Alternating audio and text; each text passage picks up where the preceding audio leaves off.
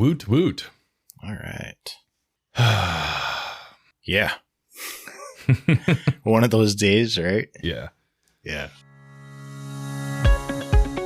Creative Brain Candy by creators for creators.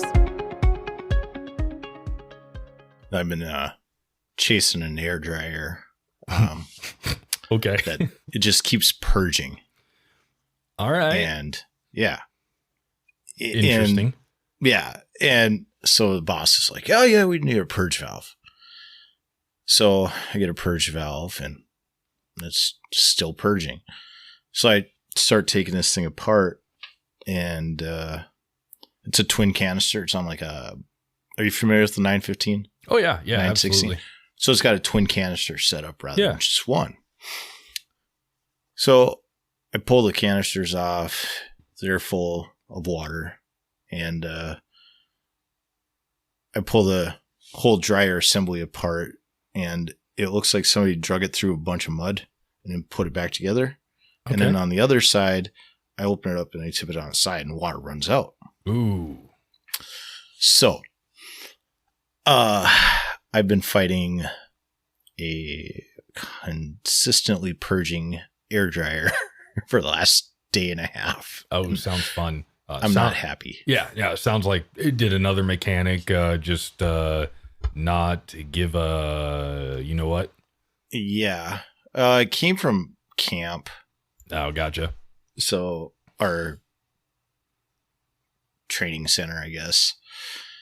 And it wasn't well loved, and now I'm just getting all the love of the bacon. That sucks. Funny story that happened to me, not actually just earlier this week or whatever.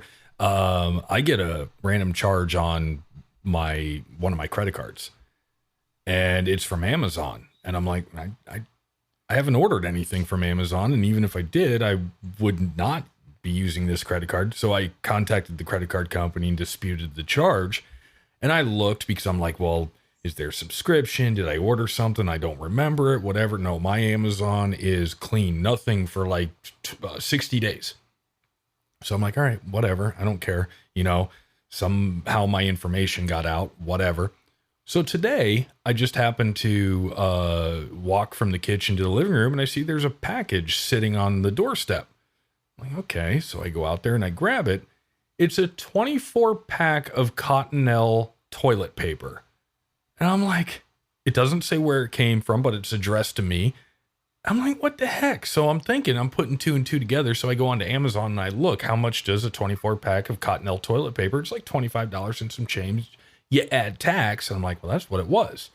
But it's not showing up in my recent orders or anything like that. So I didn't order it. But somebody got my card information, ordered it, and sent it to me. But I've already disputed the charge. I've got my money back. So I guess I got 24 free rolls of toilet paper, which in this time of year, that's almost like receiving a free bar of gold. Right. In this day and age where somebody down the street is missing their shit tickets. Right. Absolutely. What do you say? Should we get on with the show here? Yeah, let's do it. You're listening to Eyes Forward March, a podcast geared towards building the core of the non-commissioned officers. Heat up your MRE, crack open a cold rippet, and join your platoon daddies, Sergeant Bacon and Sergeant Seagar, as they continue to build networking skills, have some laughs, uplift morale, and talk about daily issues soldiers face. Let's begin. Hey, do you know what this sound is right here? I can't hear it. Oh, you couldn't hear that? No. How did you not hear that? I don't know. It's not. I didn't hear the it intro was either. loud. Hold on a second. Let me go back in here. I wonder if, because I bet you, hold on a second here. Let me go into Zoom, audio, microphone. I'm talking, what the hell? All right. How about now? Does that sound better? Yeah, actually, you sound like you're not in a tin box anymore. Oh, wow. That was okay. So that's the thing that stinks is sometimes I take my laptop off of the docking station and my microphone. So you didn't even hear the intro, nothing. Oh, No, and I wasn't going to talk over it. And go, oh, there's a whole bunch of editing right there. no, this was the sound. Pew, pew, pew, pew. You know what that means. It's time for Big Pimpin'. Big pimpin'. Oh, man. So obviously this episode is dedicated to the podcast Spoiler, They Die, one of our favorite podcasts on the Creative Brain Candy Network. Did you listen to the last episode? I think it was episode 68. They're waiting. We're the one. Yeah, they pimped us. They were too kind. I don't think we were talking about penis sizes at all. We could have been. Yeah. And I would say no. There's not too many people out there that I know of that actually like to run for fun. I mean, most people run from the cops. Most people run for something. You never run from, you run to, right? Right. Whenever you run, you have to have a destination, I think. I'm running to safety. I'm not running from the police. I'm running to safety. Absolutely. So Spoiler, They Die is a true crime podcast. It is updated bi-weekly. The last episode was Enriqueta, Marty? Enriqueta. So I think I looked it up. I think that's how you say it. Yeah, I'm horrible about pronouncing.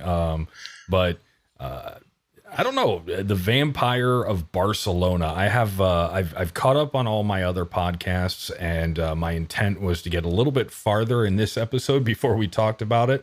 But I will finish it. I promise. Sorry that we had to record this before I got to. No, it's good.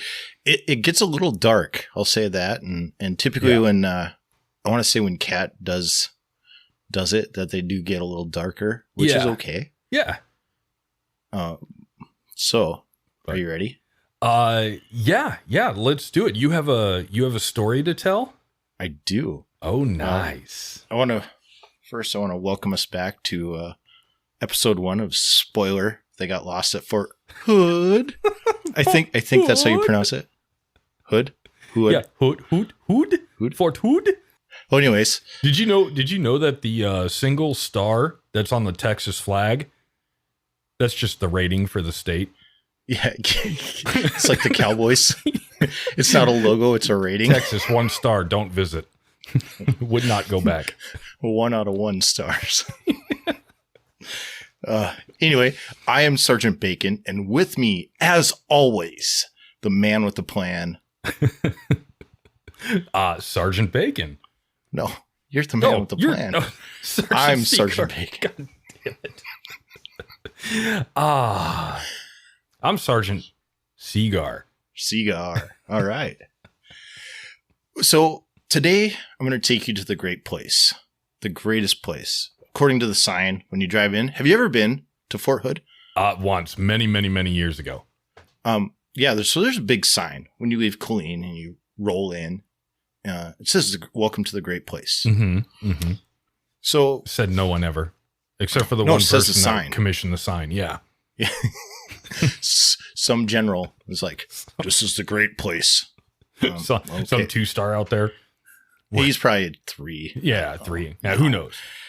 So, for those of us that didn't know, Fort Hood has quite the history within recent years, going all the way back to 2009, when we'll call major disaster. Nice. He killed 13 people and then injured 32. He was a psychiatrist, and I think one day he just had enough. And I think I remember something about that. Yeah. So then in 2014, we'll call him Specialist Shamshield. Oh, nice. Clever. He killed 3 people, injured 16, and then he killed himself. I mean, yeah. I guess. Was that the original plan? I'm not sure that there's ever the plan is to kill yourself, but it's like at some point I think you like come to realization that like I'm done for, and you just kind of like game over. I don't know what fucked up is, but I fucked up. I did it. So, a recent study shows that during multiple, so we call it a command, climate, and culture survey. Yeah, command, climate survey. Yep. Yeah, there you go. Investigations launched over sexual harassment and allegations and abuse. So there's multiple of those going on. Mm-hmm. And then recently in 2020, 12 Fort Hood soldiers have either vanished, died, or were found dead after going missing for a year. This sounds like the E4 Mafia went one step too far. I think so. I think the mob, the mafia, and 32 other flavors of bad happened. Right, yeah. So there's a U.S. Army secretary. We'll call him Secretary Stuffy. Okay. He was quoted in saying this, quote, the numbers are high here. They are the highest in most cases for sexual assault, harassment, and murders for our entire formations in the U.S. Army. Oh, wow. I didn't even know that. Yeah. So a little fun fact. We dropped some truth bombs there. And so, I mean, it's recognized and you know, their peers are trying to do something. So this leads us to today's story. Now the names have been changed to protect the innocent, I guess. Sure. So this is a story of specialist at Asmith. Like shooting an azimuth with a compass. Okay. I looked up how to say it and I couldn't quite get a good, read on it. So azimuth. Okay. Gotcha. Right. Now you get the joke. Gotcha. I actually have it spelled correctly in my notes. Yeah, when I sent it, I probably spelled it wrong. You spelled it A Smith as AZSMITH or something. Yeah, Smith as Smith. Okay, so specialist azimuth. Yeah. So specialist azimuth, we're going to call him 23 years old. Was stationed at the Great Place in Fort Hood. Yeah, round number 23. I was 23 once. Many years ago. So he was stationed at Fort Hood, the Great Place.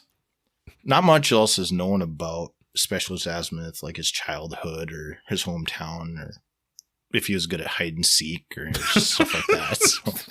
So, Specialist Azimuth, he went missing near the end of June of 2021. He was noticed missing when he failed to report for duty. Oh, shit. Nobody knew, like, he wasn't there until the next day. And he's like, hey, where's Azimuth? I would have called you earlier, boss, to let you know I was going to be late for work, but I was sleeping. I didn't know. So during my research, it said that Specialist Azimuth was recently married around a week prior to his disappearance. His wife believed he was stressed and otherwise depressed, and his family had no idea he was even planning on getting married to this lady. Oh, so, wow. They blame his family members, suspect that his wife was behind his disappearance. Mm-hmm. Mm-hmm. Either that or his wife was like a moped. Yes. Fun to ride, but once your friends find out. This is true. A dependopotamus. Oh, dependopotamus plus. Yes. Plus. But anyway, yeah, she's probably behind it. That makes sense, right? The spouse is always the first one to be blamed or suspected, right? I might not wear the rank, but I do wear the ring. Do you know who my husband is? Yeah. He's the squad father of the E4 Mafia. Yeah. So, you know what I'm saying? So in late June of 2021 and into early July 2021, multiple agencies worked together to find Specialist Azimuth. And on July 3rd, Specialist Azimuth was found living in his car. And basically he said, I was just being homeless. And I wasn't on vacation. Like on Fort Hood or? No, I'm getting there. Oh, okay. I'm sorry. His car was seen in the parking lot of the PX at Joint Base San Antonio. A mere 155 miles or 249 kilometers away from Fort Hood. Yeah. Hood. Wow. Fort Hood.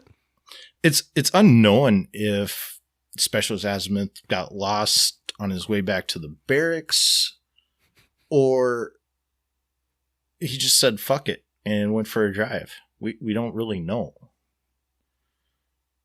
But we do know he was returned safely to the great place of Fort Hood on July 3rd of 2021.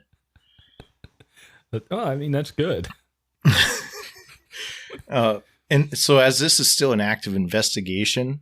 So wait, how long was this kid missing for? So officially June 23rd to July 3rd. So okay. Like 3 weeks. Yeah. All right. 2 weeks. But yeah, I mean, he was living in his car. He wasn't on vacation. He made sure when they found him that he said that the thing he was just being homeless per se. So he wasn't on leave. Basically, yeah. He's I'm assuming active duty military. Yeah. Stationed on Fort Hood. The great place. The great place. I'm sorry, Fort Hood. The great place.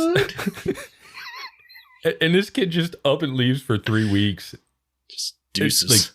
Like the leadership, the command's just like, we're Specialist Azimuth. I don't know.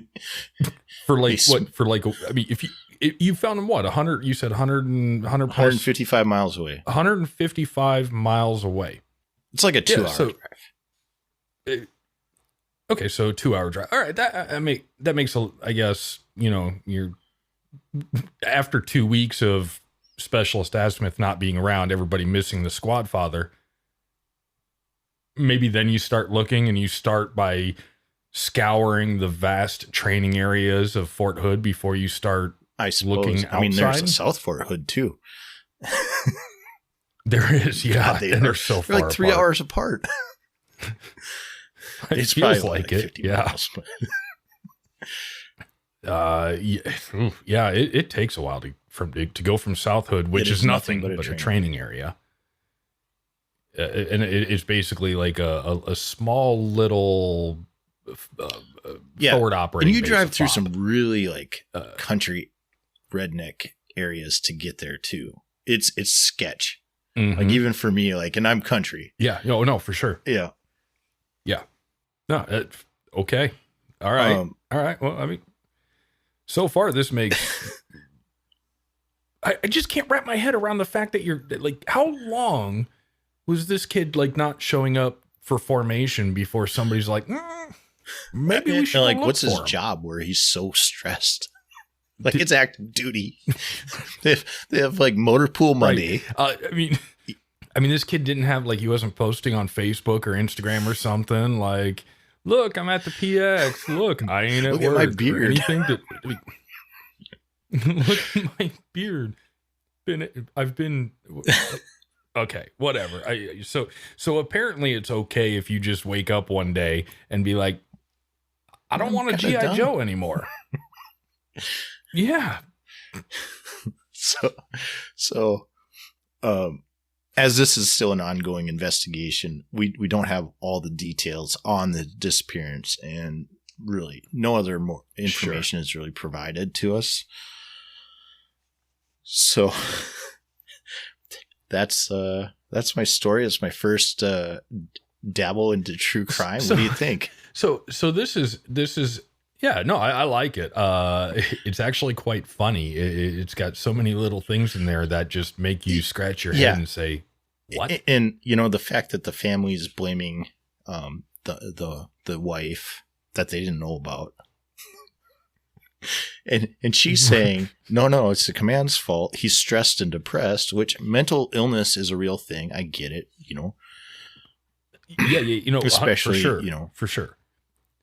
But the wife didn't even. Okay, so we don't know how long. Roughly a week. Married. Oh, yeah. Okay, so roughly a week. So this was probably like a freaking Elvis Presley Vegas wedding. A clean wedding. At the twisted kilt. Or tilted kilt. I can tell you've been there. Right. No, okay. That's just, and the wife didn't even know where he was. He was just like, oh, he's stressed and left. I haven't seen him for 3 weeks. But his paycheck's still coming to the account, so he'll just be back when he gets back. He must be on one of them training exercises. I just woke up one morning. He wasn't there. I figured he deployed. I'm calling Jody. He gone. Like, and look, okay, I get it. I get that there's multiple cases of people going missing on Fort Hood, and I think that's kind of why we just kind of decided to pick Fort Hood and kind of spoof and spoiler they die, have some fun with it. And when you picked the story and you did the research, you loosely told the story because we don't know any of the parties involved directly. We don't know anything that's happened, what's ongoing investigation, anything like that. We're just kind of having some fun. And when you read the articles and stuff like that, because I can only imagine when you sat down and you read the articles and you were doing the research, you were like, WTF is going, like, how can you even publish this? It's like KXX44 of, Austin, it's like I don't know Texas all that well, but like, I don't think Austin is anywhere close to Fort Hood. No, I don't think so. Because it's got to be probably a couple hours. It's a shorter flight. But I think that's kind of what happened is, again, like, it just blows my mind that a soldier can just walk off and disappear and not be found for 3 weeks. While living in your car within a couple hundred miles. If you were stressed, you wanted to get away, whatever, you leave the state. But it'd probably take him a lot longer to drive out of Texas. Well, yeah.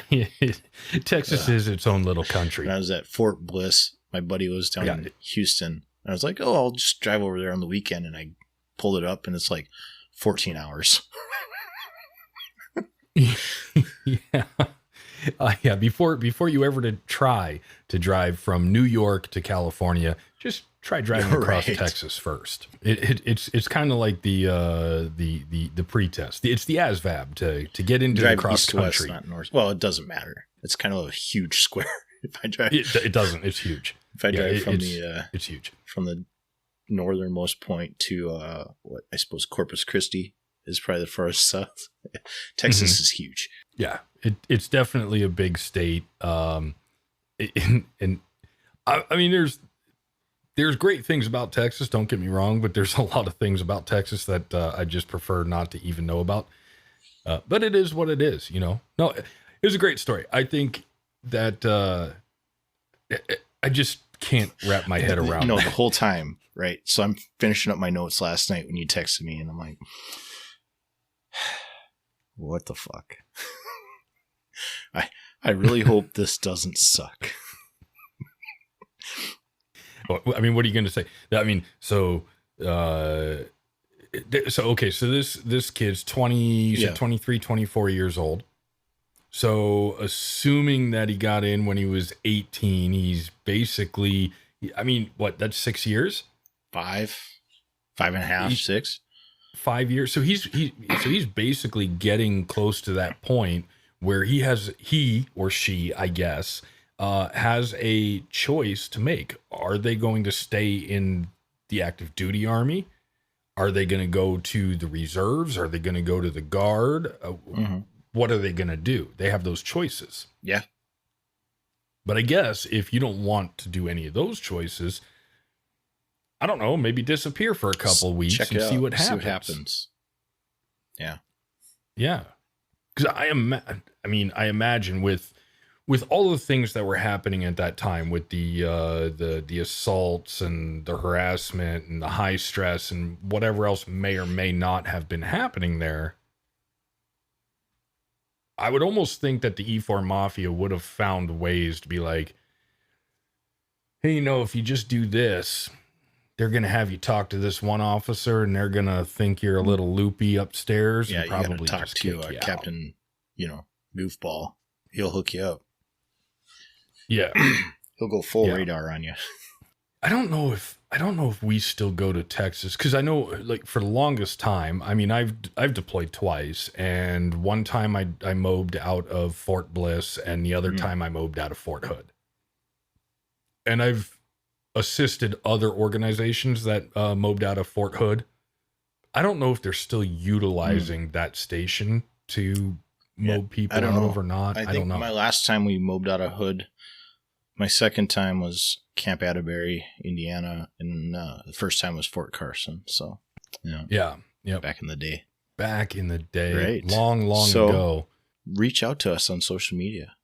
Rate us on give us a 5-star rating on all of our podcast rating platforms. Yeah, we are on Instagrams. The grams, as the kids call it, I guess. Podcast EFM, I believe, is the at Podcast EFM. I could look it up real quick, but I don't want to. podcastefm@gmail.com if you want to email us. Yeah. Nobody does, so I don't even know why we repeat that. Talk to us. Talk to us. And definitely check out Spoiler They Die on the Creative Brain Candy Network. Thank you, Kat. Thank you, Logan, for being a good sport and allowing us to do a little spoof on your podcast. Hopefully, our very few listeners who are not part of the Creative Brain Candy Network will listen to this, get a kick out of it, and decide to jump on over and check out Spoiler They Die on just about every podcast platform you could think of. To the flu, motherfuckers. Looks like that's another mission completed. A 30-mile check ride in the bag. Hit us up, podcastefm@gmail.com. Or follow Podcast EFM on Instagram. Thank you for listening. Until next time, I'm Sergeant Bacon. And I'm Sergeant Seagar. As always, eyes forward. March. Time for some legal shit. The views and opinions expressed right here on EFM are that of our own. They do not reflect those of Creative Brain Candy or their affiliates.